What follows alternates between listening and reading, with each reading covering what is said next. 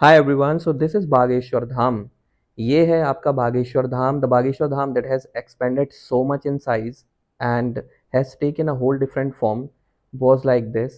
Bageshwar Dham that I remember had trees, प्राकृतिक वातावरण. It had agricultural land. खेती के लिए ज़मीन थी, खेत थे, खलिहान थे. But then money started coming in. पैसा ज़िंदगी में आया, खेत खलिहान गायब हो गए, पहाड़ों का दोहन हुआ, तालाब जो वहाँ पर प्राकृतिक वाटर सोर्स था वो भी ख़त्म हो गया. मैं नहीं कहता आप डेवलपमेंट ना करें, development is necessary, but at what cost? Sustainable development is something that people are trying to achieve. अगर यहाँ पर भी एक प्लानिंग के तहत सस्टेनेबल डेवलपमेंट करने की कोशिश की होती, पेड़ों को बचाने की कोशिश की होती, इस तालाब को बचाने की कोशिश की होती, तो आज यहाँ पर लोगों को पैसे में पानी तो नहीं खरीदना पड़ता. ये दावे के साथ कहा जा सकता है क्योंकि गांव देहात के लोग जानते हैं पानी की value. And this is the समाधि ऑफ सन्यासी बाबा एंड एवरीबडी. अब यहाँ पर ये वृक्ष भी नहीं है. तो पहले इतना अच्छा दिखता था वातावरण यहाँ का. और personally I use to like this place a lot. क्यों? क्योंकि यहाँ पर आके शांति मिलती थी. Now it has become just like any other dham. गाड़ियाँ ही गाड़ियाँ, हर जगह सीमेंटेड मकान, भवन, दुकान, और हर जगह लोगों का तामझाम.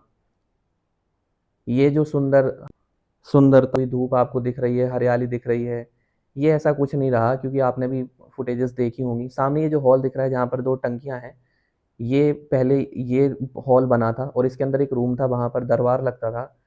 तो आई वॉज ब्लेस्ड कि मैंने ये टाइम भी देखा है. ये रहा वो तालाब जिसकी मैंने चर्चा की है. और मैं खुश नसीब हूँ कि मैंने ये टाइम देखा है जब इतना अच्छा था बागेश्वर धाम. जहाँ तक मेरी आंखें अभी मैं देख पा रहा हूँ, वृक्ष हैं, हरियाली है, ये सौंदर्य है, प्राकृतिक वातावरण है, लोग आराम से परिक्रमा कर पा रहे हैं, धक्का मुक्की नहीं है.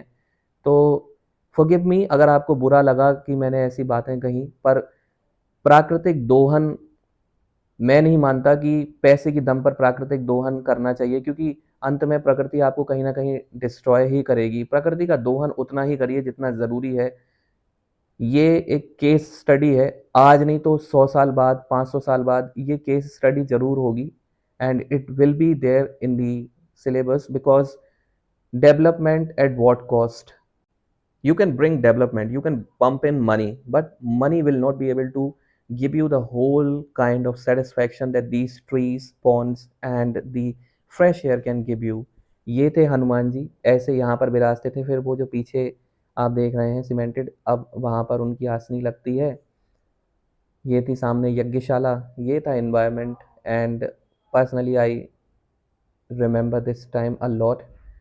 अगर यहाँ पर कोई ऐसा बटन होता कि we can go back into past, then I would have definitely press that button. मैंने वो बटन अब तक दबा दिया होता. And I do not have any regret about it. क्योंकि ये जो शांति है, ये जो लोगों का यहाँ पर तामझाम नहीं है, it was the best part. पैसा आ गया, लोगों का तामझाम आ गया, पेड़, प्राकृतिक संसाधन, ये तालाब, ये सुंदर वातावरण, सब कुछ खत्म हो गया है. पर ठीक है, प्रसिद्धि आई है, धन दौलत आई है, माया आई है, शोहरत आई है, नेताओं का तामझाम आया है. ये सच में एक मूवी है. आपने वो देखी होगी ना, पीपली लाइव की. तो ये सच में हमने पीपली लाइव को जी लिया है. मेला आ गया, तामझाम आ गया, न्यूज़ चैनल्स आ गए, बड़े बड़े पॉलिटिकल लीडर्स आ गए, बिजनेसमैन आ गए. बट ये जो पेड़ थे, प्राकृतिक वातावरण था, खेत थे, खलिहान थे, पानी के सोर्सेस थे, नेचुरल वाटर सोर्सेस यहाँ पे थे, सब खत्म हो गए.